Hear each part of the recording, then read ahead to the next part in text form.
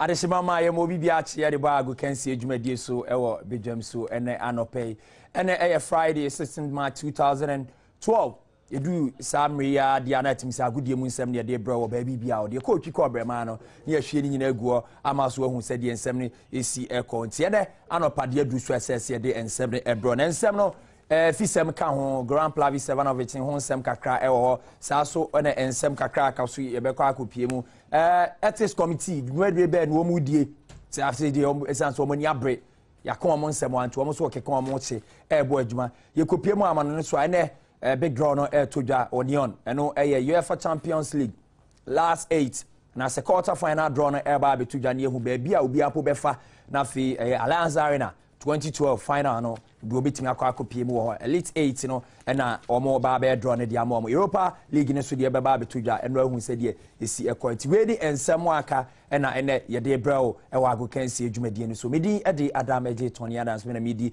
dwumadie no ho chiaminti ensem no enchwe so ye betwi aguo ede amount. Yes, that's here and free the senior national team Blasters for no aso and no na ensem aba betuja some media na Ura Kwesinya Ntachi ono na president of Ghana Football Association or pa che se obi baba bedi ye Grand Plavi 7 of it na nye se afi na ye di application ni hwan ba beto o se head hunting se bia ye hia me Tony Adams ye baba be fa me se ma se di sa ye bubo ndi e be kwa akofa no se hwan e be kwa akofa no ye nye se mo fa application megum na afi ye sort ni out nye eno bi eno mo ebe ebiem nti eno ensem a Ura Kwesinya Ntachi e di atuja o se so bi beba bidi ye Grand Plavi 7 of it dia ye nka se mo fa application bi ametum eno ane se o mo atwem ni akwabonten baby edu no head hunting ye do de pe so obetimi de akwa akodu promise land so na yakwa akofa na wetimi aba bedi dwumadie no etimi e de amaye ene ensem a Ura Kwesinya Ntachi e de atu edwa ye koyanim ni ahwe nsem foforo so de ana ensem a ye ba betwedwa ye drops nsem ene ye de e ba betwedwa na drops obekaya na ye bekaya wo mo weekend match at Toja Globe Premier League in and Sambia and Sedan Kuyesan say Patrick Chamanten Yabono draws for the bono referee Ujina Sakens in Fifi Yabono Palma to me say on we see Abono. Ama Sam media baby or Dano and said that enye. Then no nebe to Jano and Sem Bisechi and Anaedu your penny Edema dwarfs and Sembi or the Tuja test committee in the parties and Yadia Sweni. She said on so my invite now Tuesday 20th March 4 p.m. Ethics committee na na jump for eda no no okwa akushi omo na ye bisa se die be ntimpo na after some match no wode sa ensem no etu edwanti sa ready ensem wa PM ethics committee ebo adwuma papa amehun se die ensem no esi ko ho etimi ede emo omo ene ensem a aba betoja etimi ede ama ye drops ene nana edu ye to aso ekwa anim so dia na ye drops nsensem ye nti ama Robert Mensah Sports Stadium Cape Coast and penny force say dear one more closing no the two more closing say under one more article to a patch say a ball league match be na se venue no and ye secured and ye safe for a year clubs fans and will be bia e be kwa kopie bo na say omo pa and say omo closing down ntina Cape Coast Robert Mensah Sports Stadium omo are closing na sanse mi beto ja National Sports Authority for a patch say na GF4 wo musi de no nya sa akonya ntimi close center and avenue ensheda enwom de ye ntie de ye papa or head of safety edema National Sports Authority friend Rasma Tabe ninsemo de atudwa fa ho. We heard this story and like I say it's quite unfortunate ya pa say o fie na obi be oda say ye fa Badwam embetumu. I think the FA hasn't done due diligence. What we are saying here is that an incident have happened, and it is a way forward that matters. A way forward that matters is that what prudent measures is the FA going to put in place to curtail violence in Ghana football. As you know, we have been doing this in the time past, but with no support. In the most recent time, we had to engage the service of the military to assist, which, you know, many people came out to say that football is no war, and for that matter, we don't have to do what we're doing. But Cape Coast Stadium belongs to government of Ghana. It doesn't belong to the Ghana Football Association, neither in this country. The custodian of the facility is the National Sports Authority. So therefore, if such a decision is to be taken, we need to be informed accordingly. As I speak now, I want to put it on record that the Sports Authority is not aware about the FA's order, and I think they must revisit to ascertain the means to which they will be able to put down measures to curtail violence in Ghana football. What we are saying here is that it is not only Dwarfs that uses the Cape Coast Stadium. We have Vipers, we have other second division teams that use the Cape Coast Stadium. And that stadium is the pride of the Central Region. What the FA must do now is to revisit the issue, look into how they will be able to get assistance from other security apparatus to assist them. So indeed, the Director General has been made aware of this, and he has directed that we respond to the FA's order in a letter for them to know that if they are to take such a decision, they should have consulted us. But as we know, when club misbehave, they normally give them 3-match home ban or whatever. It has happened to Arsenal, it has happened to Accra or so. So why this time, the FA is calling that the stadium should be closed, which is not right. We heard this story. All right, Papa Friend Smart Tabby, Head of Safety at the National Sports Authority in Semna, which was CF, Nesen Comno D a year Southwar, Nansan or Mohun say, yes, young Tum, Yan Day, Yan Dentist Amri, a year and penny for Archer, say, Womancho letter and fan Coma F for Nomancho, Science, semi days or more revisiting or much, baby on the Semna Bequa copy. Yan to us when you copy more FA Cup, we and right, a chance a round of 32. Tamayut, any Adriana Stars, and a day as she shares so now Tamayut for a chomo 3-0. I might say that Tamayut for qualified to the next stage, a round of 16, or more the air course channel. So, say a year weekend, the FA Cup, no air twice, so ebi Ebetoja, and ebi Bessa Tuja, a Chinania who said the Nina Bessi at Miakoni, FA Cup matches are Tuja, round of 32, and Yedi Atuja among who said the ECT. I bet twice, now said the BBP free mono, Yedi Bramo who said the EC Etina, also who say FA Cup no, who answer no, Ewo, Titamayut, say, oh my, the first club. We are more unqualified. I could pay more. Round of 16 after so much. Adriana Stars, it's almost 3-0. Ewo FA Cup, and we and Sema Ababeto, Eja Ewo. Yantua Sunku and Nafi and Copiemo, Ewo Dwarfs, who have been to the Dwarfs in the Central Region, they call Bassa, and some Ewo. Then Smith Piemo on says, referee, I born of Patrick Sherman 10 Dwarfs for the Ababe to just say, a year and a bill, medical bills, a bit PA, on by Chia. And here, Nana Edu, your Dwarfs for penny in a dear to that. What's it? Can be a baby, one ebitria, and here, Sama, some media, one at the Ababe to Jaffa, a year referee, a bono, and Anu Quesiada, a war, a year Cape Coast Robert Mensah Sports Stadium, and 17 Ababe to Jaffa. Shannon Susago can see you, media, and I will share a year Adom TV. So now, Obeset Mianya Ache, our www.multitvworld.com/streams and Facebook website me actually www.majonline.com. Videos now kwa wenya ejumedie no so ache ye to aso akwa anim dia na samre ye yankopie mu England na channel say weekend FA Cup match say to England no na Leicester City and Chelsea for the best so Stamford Bridge na Brantia ba kwa bekai ye ba be call AFCON no ye inviting so match the bobre ni din e de ye Jeffrey Schlupp. Then some of the Ababe to a Johnny said, "What you anymore say, Obequakushia Chelsea na Essian Ebo, no so air Bobby, na Sagana for me, no so we say, a Michael Essian dear, why a legend.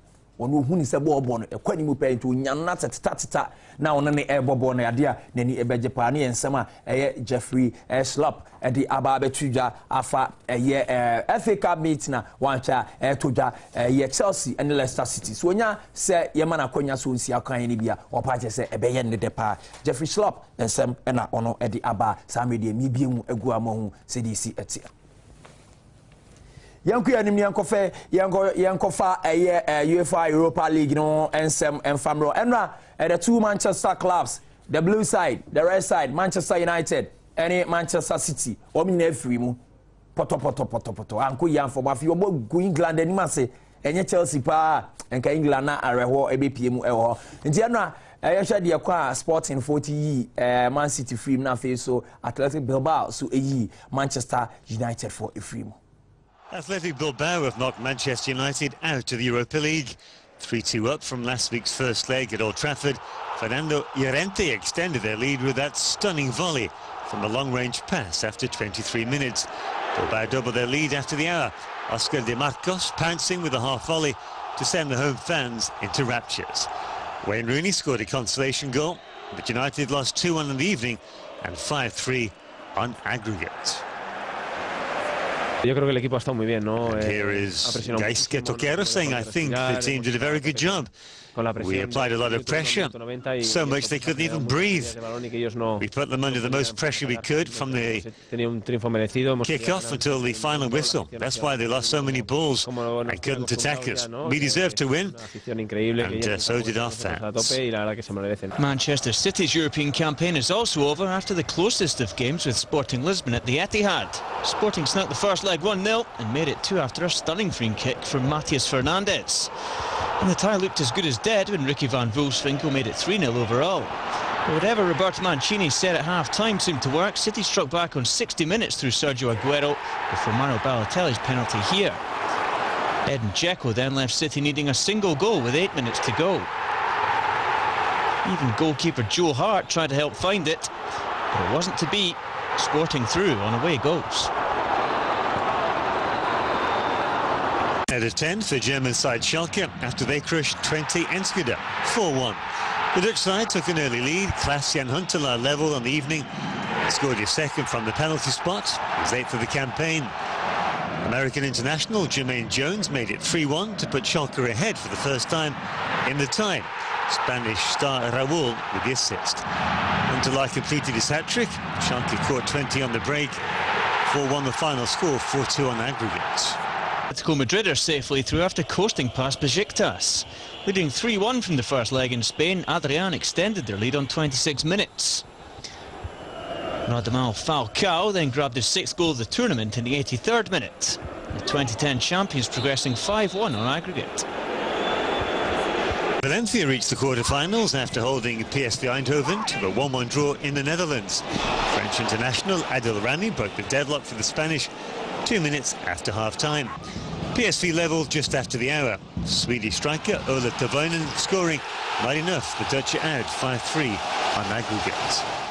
AZ Alkmaar are through after beating Udinese. Trailing 2-0 from the first leg, Antonio Di Natale's 49-second penalty reduced the deficit.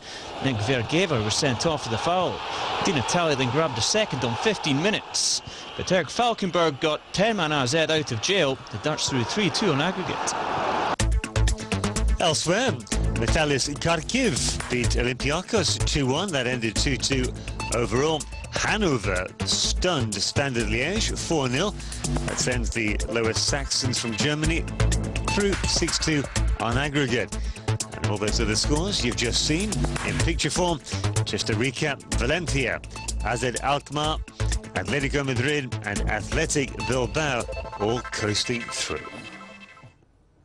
I know and some are to UEFA Europa League meeting now. I know Man City and Manchester United. Man City 14 ball more than second half better to Nananka. Almost any sense can beat me a common so. Maybe I know do need here. Now at the Amo Mobisa say, Man City pa Sika BBB any players BBB.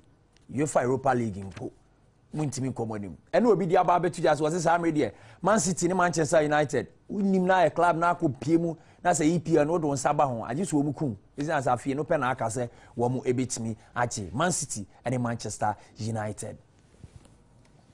Some media na ARA Hosemba Consi, I should say, bit me a bay at media Eric Abida. Uko Piemu or Eric Abida said, Diana March 2011 or Koya Sergi back home and live a year home na or a year. Na some media Baby to just say, Okoya liver transplant. And no any baby I could do. I should say, Ubenya a year liver for na Phoebe at me a quadimina Eric Abida and who's wet me a tunnel. It is a city, oh, your bass and you, so you're a football fan or baby Biaubia or Bompire, now a Bompire Ediama a Abida. Young share a home seven. Barcelona defender Eric Abidal set to have a liver transplant according to the Spanish club. The France international had surgery to remove a tumour last March before returning to win the Champions League in May. It hasn't been confirmed how long the 32-year-old will be out for, though he is likely to miss France's Euro 2012 campaign.